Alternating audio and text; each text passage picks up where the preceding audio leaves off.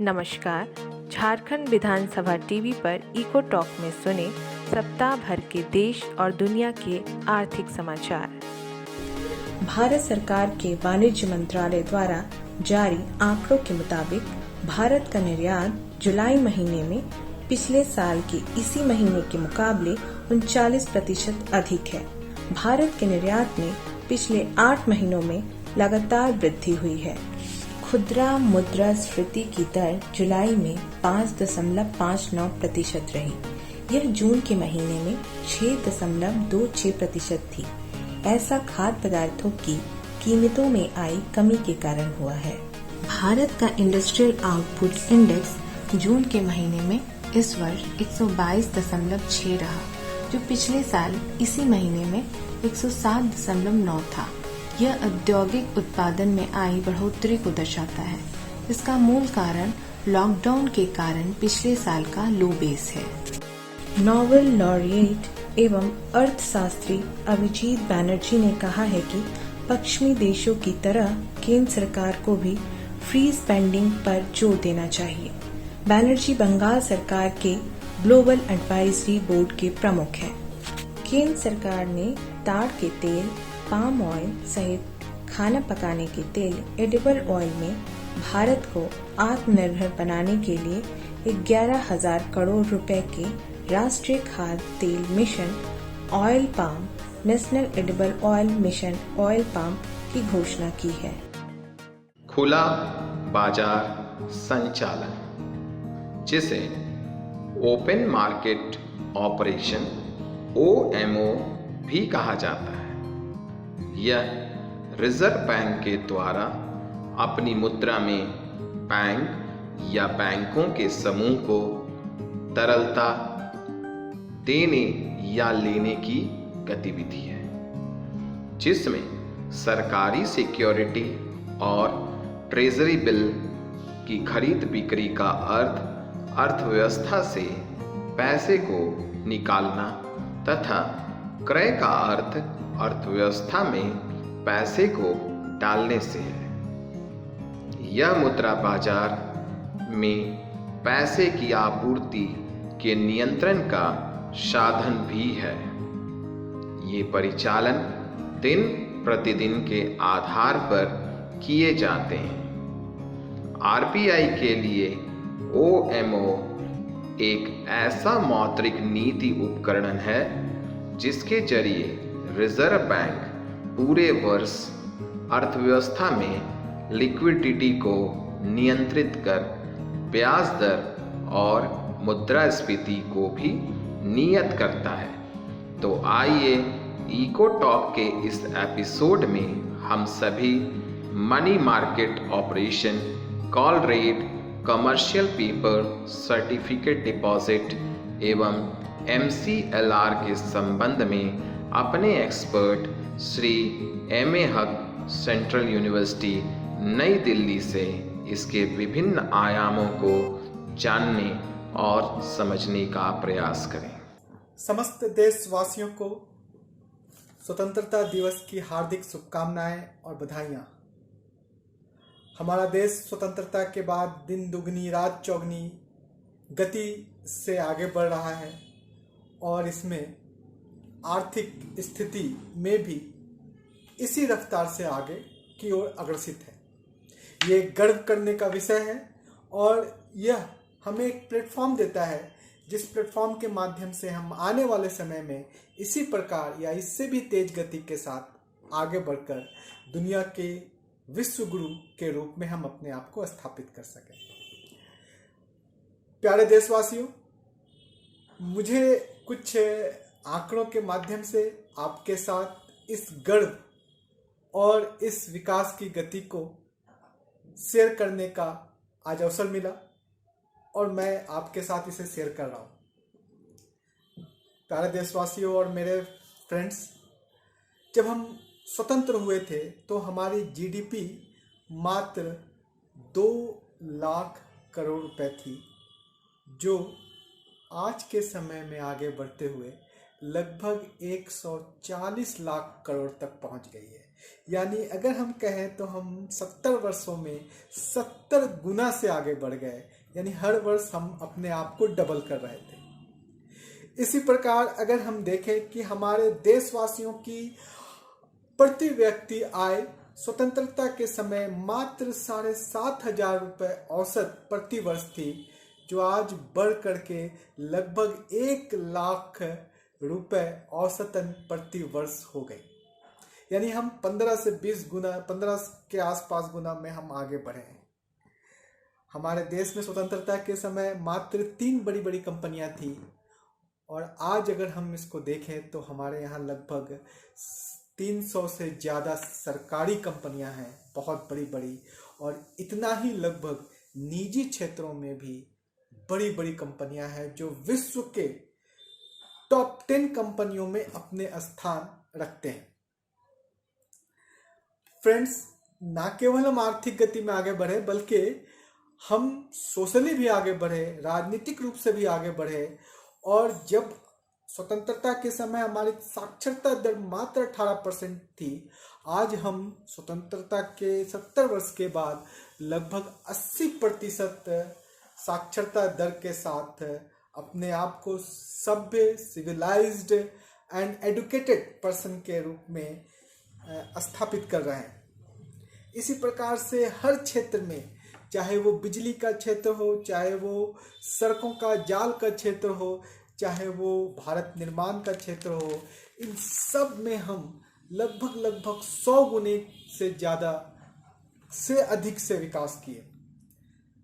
आप जानते हैं कि पावर किसी भी कार्य को संपन्न करने के लिए सबसे इम्पॉर्टेंट चीज़ होता है, जो 1947 के आसपास जहां हम केवल 5 अरब किलोवाट प्रति आवर्स बिजली का उत्पादन करते थे, आज हम 1400 अरब किलोवाट बिजली का उत्पादन कर रहे हैं।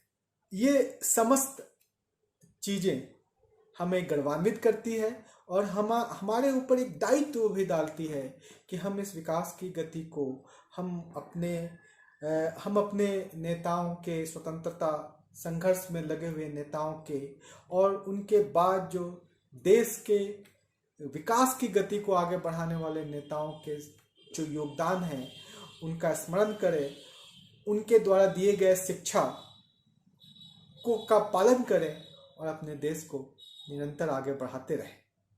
इसलिए ये समस्त ऐसी चीज़ें हैं जिसके आधार पर हम कह सकते हैं कि भारत जो स्वतंत्रता के समय थर्ड वर्ल्ड का एक कंट्री था, आज विश्व के अग्रणीय देशों में सबसे तेज गति से विकास करते हुए हम पीपीपी में विश्व के स्तर पर तीसरी बड़ी आर्थिक व्यवस्था है, और साथ ही साथ अगर हम नॉमिनल जीडीपी की बात करें तो हम लगभग 5th पोजीशन पे हैं। ये निश्चित रूप से एक गर्व करने वाला विषय है, और आने वाले समय में हमारा देश इसी तरह से प्रगति और विकास की गति में आगे बढ़ता रहेगा। फ्रेंड्स, हम लोग अपने इस इको टॉक के कार्यक्रम में मौद्रिक नीति के बारे में विस्तार से चर्चा किया पिछले वीडियो में, जिसे आप जरूर देखें। हमने वहां पर आपके साथ SLR, CRR, repo rate, reverse repo rate, marginal standing facility rate, इन सब पर विस्तार से चर्चा की और आपको बताया कि किस प्रकार से मॉनेटरी पॉलिसी के द्वारा सरकार और रिजर्व बैंक भारत में अर्थव्यवस्था, फ्लो ऑफ मनी को नियंत्रित करती है, और इसके साथ साथ इन्फ्लेशन पर और इकोनॉमिक स्लोडाउन पर नियंत्रण स्थापित करती है। इसी क्रम को आगे बढ़ाते हुए आज हम आपके साथ यह डिस्कस करना चाहते हैं कि आरबीआई के द्वारा मनी मार्केट या ओपन मार्केट ऑपरेशन में किन किन चीज़ों का उपयोग करके किस प्रकार से हम आर्थिक गति में विकास को आगे बढ़ाने का प्रयास करते हैं, फ्लो ऑफ मनी पर नियंत्रण स्थापित करते हैं, और इसके माध्यम से हम इन्फ्लेशन जैसी समस्याओं का निराकरण भी करते हैं और इकोनॉमिक स्लोडाउन जैसे भीषण समस्याओं का समाधान भी करने का प्रयास करते हैं। जब हम मनी मार्केट या ओपन मार्केट ऑपरेशन की बात करते हैं तो इसमें सबसे इम्पॉर्टेंट बात यह है कि ये सभी प्रक्रियाएं विद इन 1 ईयर्स के अंदर संपन्न होती है, यानी 364 दिनों तक की जो प्रक्रियाएं संपन्न होती है, हम उसे ओपन मार्केट ऑपरेशन या मनी मार्केट के रूप में देख सकते हैं। इससे अधिक समय के लिए यदि कोई चीज़ें आगे बढ़ती हैं तो फिर उसके लिए हम कैपिटल मार्केट की तरफ आगे बढ़ते हैं। फ्रेंड्स, मनी मार्केट के अंतर्गत आरबीआई बहुत सारी ऐसी चीज़ें हैं जिसके माध्यम से वो जनता और बैंक के बीच एक संबंध स्थापित करने का प्रयास करती है। इसीलिए हम लोग इसे इनडायरेक्ट ऑपरेशन भी कहते हैं, इनडायरेक्ट टूल्स ऑफ आरबीआई भी इसे कहते हैं। इसके अंतर्गत सबसे इम्पॉर्टेंट दो चीज होता है जिसको हम लोग बेस रेट कहते हैं और MCLR कहते हैं। बेस रेट बैंकों के द्वारा एक ऐसा दर होता है जिसके माध्यम से वो आम जनता या उपभोक्ता को जब लोन देती है तो उस दर के आधार पर ही लोन दिया जाता है। ये प्रक्रिया 2010 से प्रारंभ हुई है।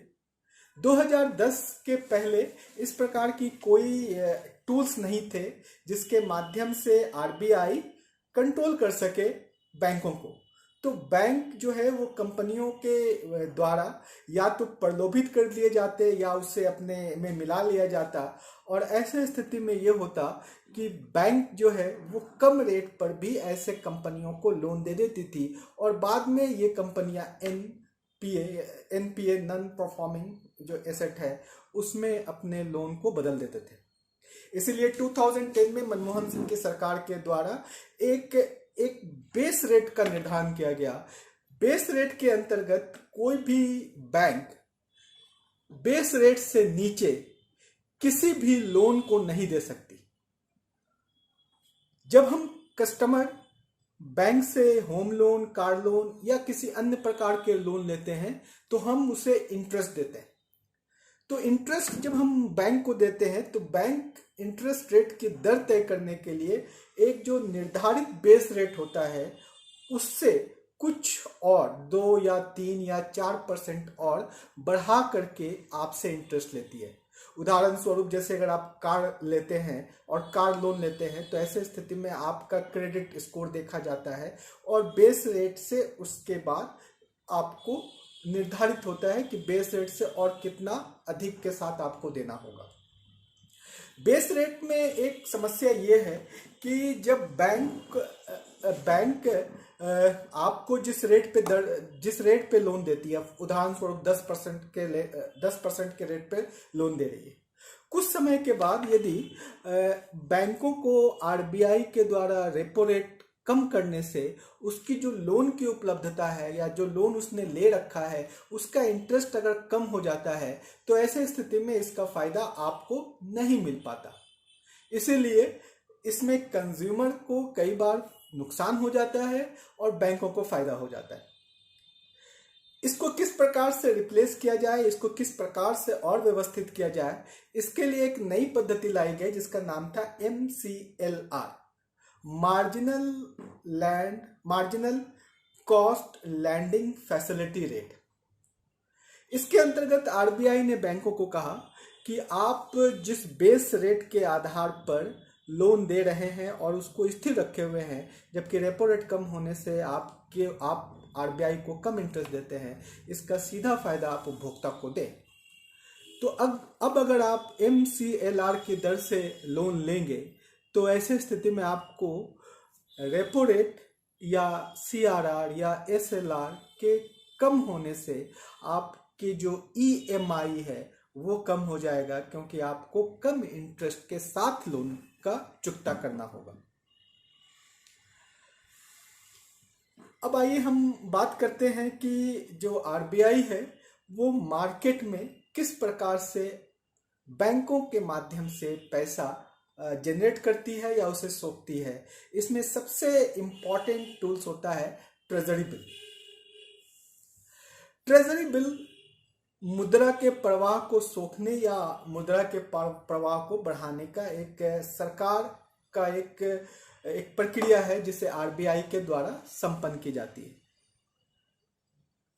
सेंट्रल गवर्नमेंट आरबीआई को अपने कोलेट्रल के आधार पर, अपने परिसंपत्ति के आधार पर ट्रेजरी बिल जारी करने के लिए कहते हैं। RBI on the behalf of central government treasury bill जारी करती है और वह ट्रेजरी बिल एक डिस्काउंटेड रेट होता है। डिस्काउंट मतलब आप समझते हैं, जैसे मान लीजिए कि आप कभी सेल पे गए तो प्राइस क्या लिखा होता है 1,000 रुपये, और अगर मान लीजिए कि उस पर डिस्काउंट 20% है तो आप 800 रुपये देते हैं और 1,000 रुपये का सामान ले लेते हैं। ठीक इसी प्रकार से जो ट्रेजरी बिल होता है उसकी जो फेस वैल्यू होती है उससे डिस्काउंट रेट पर आरबीआई जारी करता है और इसे बैंक या फाइनेंशियल इंस्टीट्यूट्स या स्टेट गवर्नमेंट या एफआईआई इत्यादि के द्वारा इसे खरीदा जाता है। और जब इसकी मैच्योरिटी पूरी हो जाती है तो फिर आरबीआई को ये ट्रेजरी बिल वापस करके आरबीआई से जो फेस वैल्यू का मूल्य है उसे प्राप्त कर लिया जाता है। उदाहरण स्वरूप अगर हम आपको ऐसे समझाएं कि अगर 1,000 रुपये का ट्रेजरी बिल जारी किया गया है तो ऐसे स्थिति में फेस वैल्यू से कुछ डिस्काउंटेड रेट पे उसे निर्गत किया जाता है। तो आप अगर 900 रुपये दे रहे हैं और जब इसकी मैच्योरिटी पूरी हो जाती है और आप जब इसको जमा करते हैं तो ऐसे स्थिति में आपको टोटल 1,000 रुपये प्राप्त हो जाते हैं। ट्रेजरी बिल सबसे सुरक्षित बिल या पेपर या सिक्योरिटी के रूप में हम इसको देखते हैं और इसमें 3 प्रकार की जो चीज़ें हैं, 3 प्रकार के ट्रेजरी बिल इसमें जारी होते हैं। इसमें 91 डेज का ट्रेजरी बिल होता है, इसमें 182 डेज का ट्रेजरी बिल होता है और इसमें 364 डेज का ट्रेजरी बिल होता है। ट्रेजरी बिल जब मोर देन 365 डेज का होता है यानी मोर देन 1 ईयर का होता है तो उसे हम गवर्नमेंट सिक्योरिटी या जी-सेक के रूप में जानते हैं। एवरी वीक वेडनेसडे को ट्रेजरी बिल जारी किया जाता है। ज़्यादातर 91 डेज के जो ट्रेजरी बिल होते हैं उसे स्टेट गवर्नमेंट भी उसे परचेज करते हैं, लेकिन इसके साथ साथ और भी बहुत सारी जो संस्थाएं हैं वो इसको परचेज करता है, जैसे अभी हमने आपको बताया। 2016 सितंबर से ये निर्धारित किया गया कि ट्रेजरी बिल को कोई इंडिविजुअल व्यक्ति जिसका डीमैट अकाउंट है वो भी इसको खरीद सकता है। पहले कोई इंडिविजुअल इसे खरीदारी नहीं कर सकता था। ट्रेजरी बिल को खरीद बिक्री करने के लिए DFHI एक संस्था है और ये एक तरह से डेली ट्रेजरी बिल को खरीदती और बेचती है और इसके आधार पर वो बैंकों को लाभ पहुंचाती है। दूसरा एक इस तरह का जो इंस्ट्रूमेंट होता है जिसे हम लोग कहते हैं कॉल मनी या कॉल रेट। कॉल मनी या कॉल रेट एक्चुअली दो अलग अलग बैंकों के बीच की जो लेन देन की प्रक्रिया है उसमें संपन्न होती है।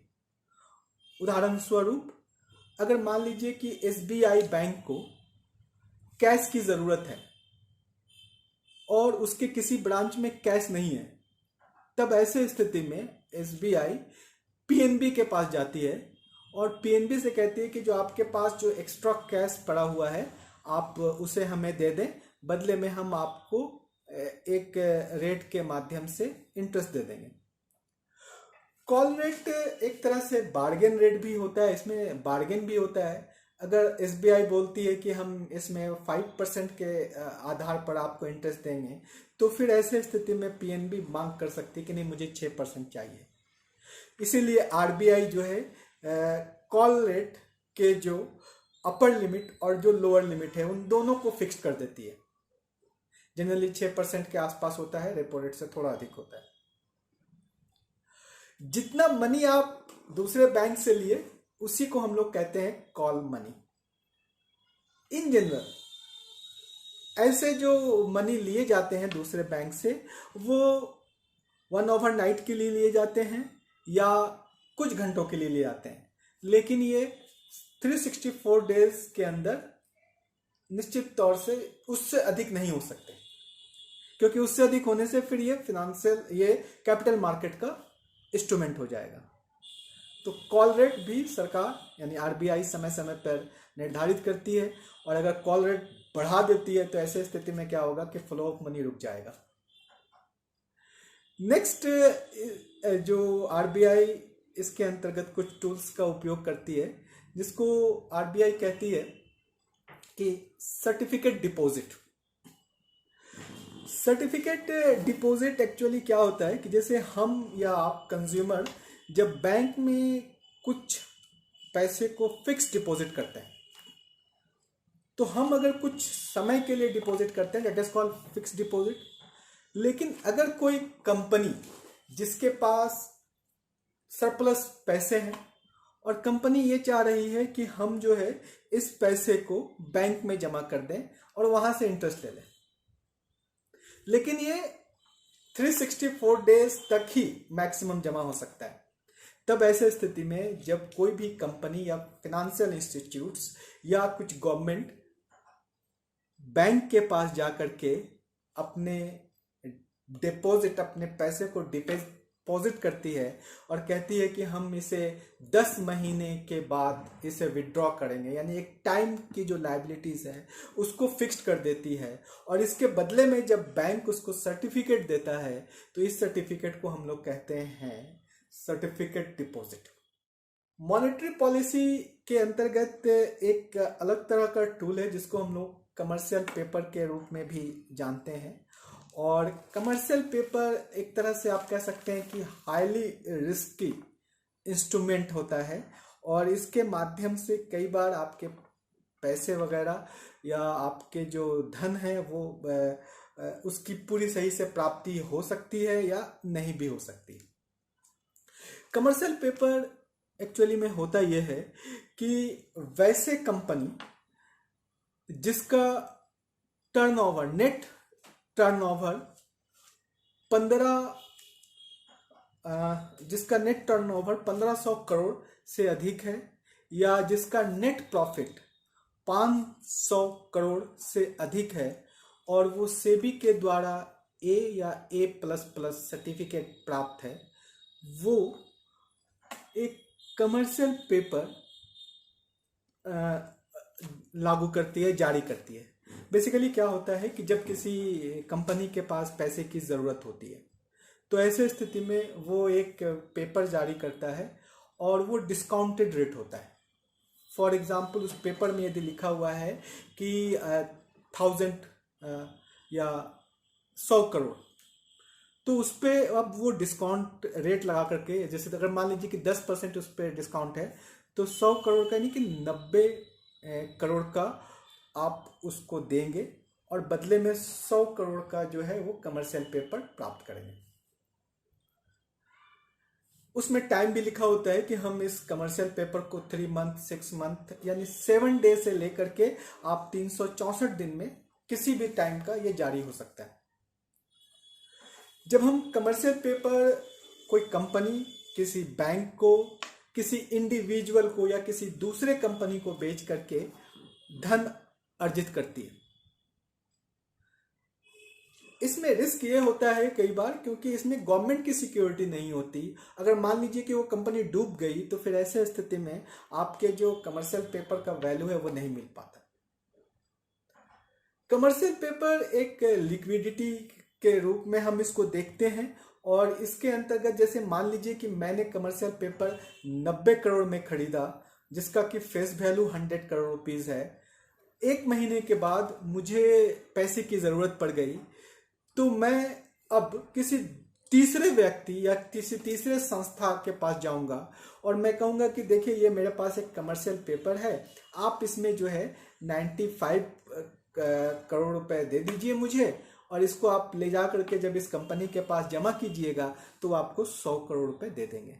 हो सकता है कि तीसरी कंपनी आपसे बार्गेन करे कि नहीं 95 में हम नहीं लेंगे, 94 करोड़ में लेंगे, तो आप उसको अगर चाहे तो 94 करोड़ में दे सकते हैं और ये अपने मैच्योरिटी होने तक अनलिमिटेड कई बार ये मूव करता रहता है और फाइनली जिस तारीख में इसकी मैच्योरिटी डेट होती है उस समय इसे निर्गत करने वाले कंपनी के पास ले जाकर जमा कर देते हैं और फाइनली वो वहाँ से जो डिस्काउंट के साथ हमें फेस वैल्यू का दर होता है वो प्राप्त हो जाता है।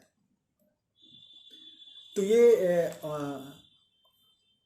ओपन मार्केट ऑपरेशन है जिसके माध्यम से हम फ्लो ऑफ मनी को नियंत्रित करते हैं और इन्फ्लेशन, इकोनॉमिक स्लोडाउन, इन सब पर नियंत्रण स्थापित करते हैं। धन्यवाद। जय हिंद। Happy independence day.